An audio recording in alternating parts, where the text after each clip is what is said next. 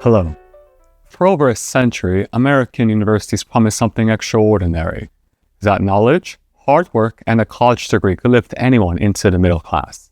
It was democracy in action, from farmers' sons to land-grant colleges to World War II veterans flooding campuses on the GI Bill. But that promise has become increasingly hollow.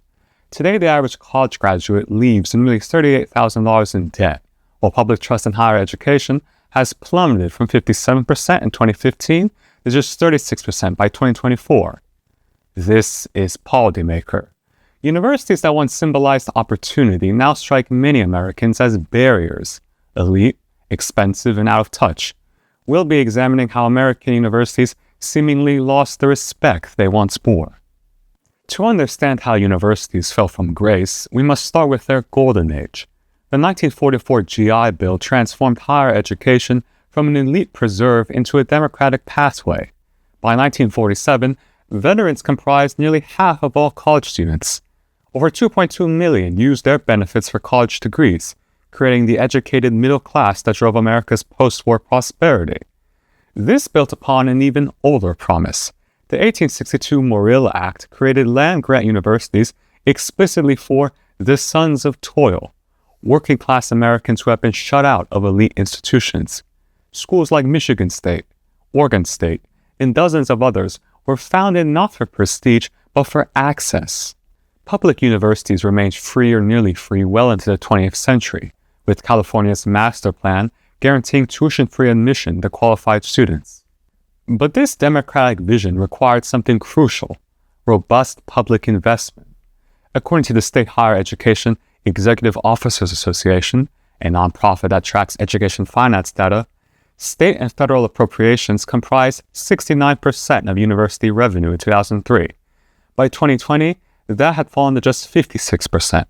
As states retreated from higher education funding, universities had little choice but to raise tuition and pursue wealthier students. The result was a fundamental transformation.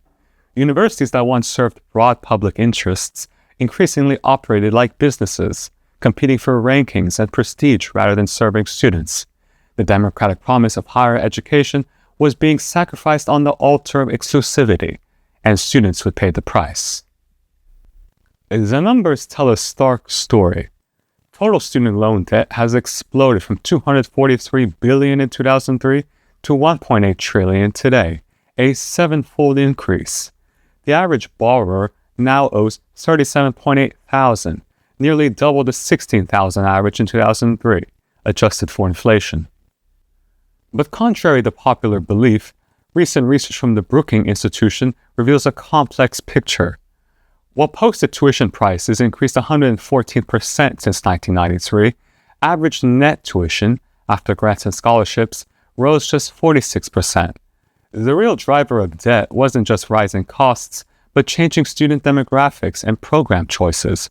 Graduate students, who face no borrowing limits, now hold nearly half of all student debt, despite representing a smaller proportion of students.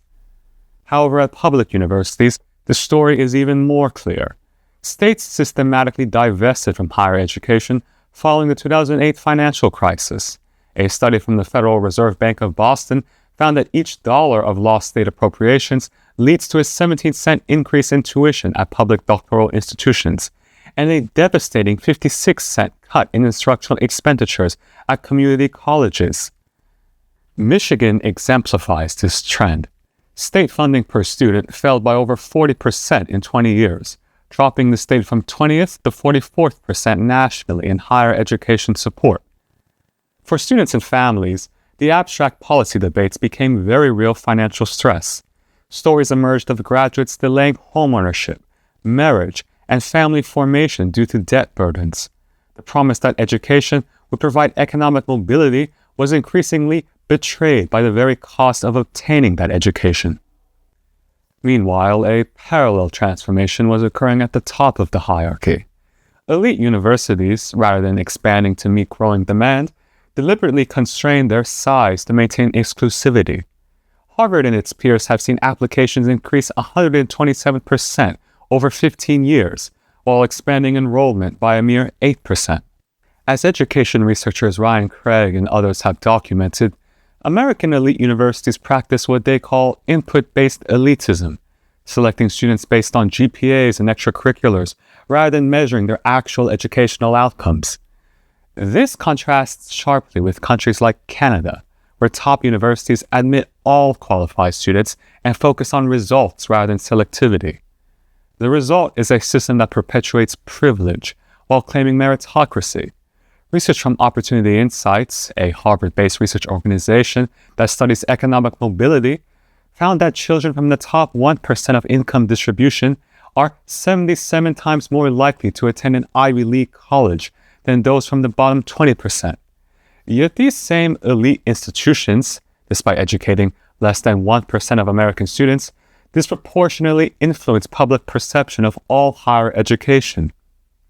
Universities also became increasingly isolated from the communities they once served. Faculty and administrators clustered into ideologically homogeneous environments, often sharing similar educational backgrounds and political views. Polls consistently show that university faculty and administrators lean heavily left compared to the general population, a shift that occurred gradually but accelerated after the 1960s. The cultural and political tensions came to a head during the current Trump administration's systematic targeting of universities. The administration has frozen or cut billions in federal research funding, targeting institutions like Harvard, with $2.3 billion frozen, Columbia, with $400 million canceled, and Northwestern, with $790 million frozen. Notably, all the universities facing the harshest penalties are located in blue states or districts that voted Democratic in 2024. The administration's justifications, combating anti-Semitism and ideological bias, reflect genuine public concerns but have been implemented through unprecedented executive intrusion. A study from the Hechinger Report, a nonprofit education news organization, found that at least 7 states since 2024 have enacted laws making it easier to fire faculty or proposed banning tenure altogether. This political instability has created opportunities for international competitors.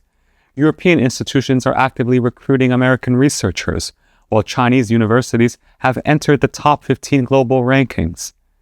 The attacks on universities coincide with the demographic cliff, a sharp decline in traditional college-age students beginning in 2025. The Western Interstate Commission for Higher Education, which tracks demographic trends in education, projects the number of high school graduates will fall 13% by 2041, with particularly steep declines in politically liberal states like Illinois, California, and New York. This crisis extends far beyond university campuses.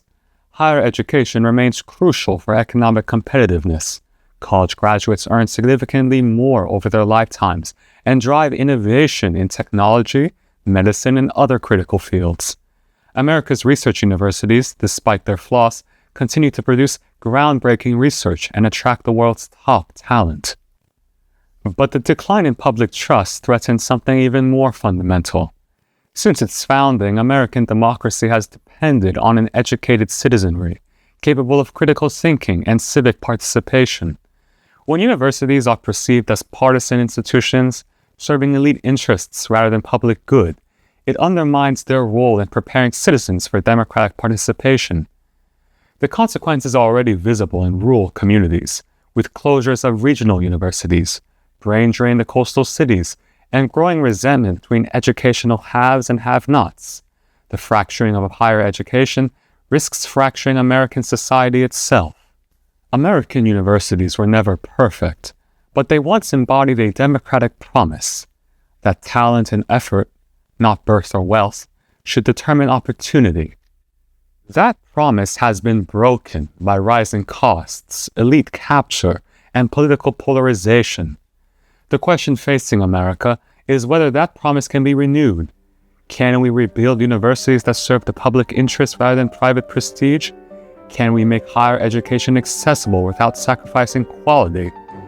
The answer to these questions will determine not just the future of American universities, but too, I would believe, the future of American democracy itself. This is Policymaker. Thank you.